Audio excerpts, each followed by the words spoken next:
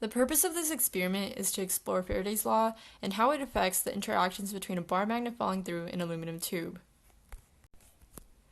Some key principles to keep in mind through this experiment are Faraday's law, as it relates a non-Coulomb electric field to the rate of change of magnetic flux over time, non-uniform flux, the magnetic field of a bar magnet, magnetic force with a magnetic field acting on a current loop, and finally Lenz's law, the salient principle that will affect how the magnet falls through an aluminum tube. This lab requires two main pieces of equipment: an aluminum foil tube, which was taped to prevent the foil from unraveling, and a bar magnet. Here in Figure 1, the magnet's north side was marked with a piece of masking tape, as determined by the magnetometer app.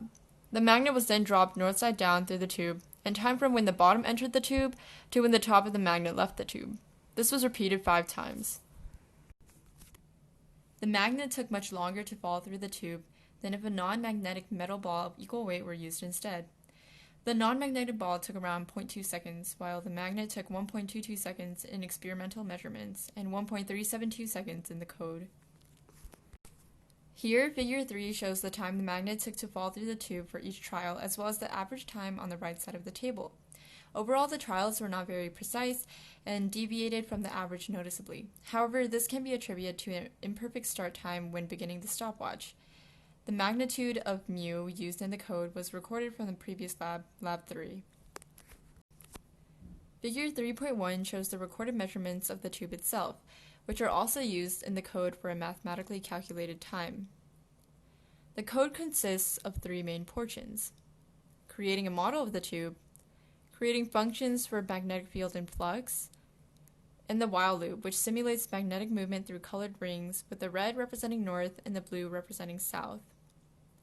The last part of the while loop updates the velocity and position of the magnet and creates a velocity versus time graph. Figure 4 gives a real-time representation of the magnet falling through an aluminum tube.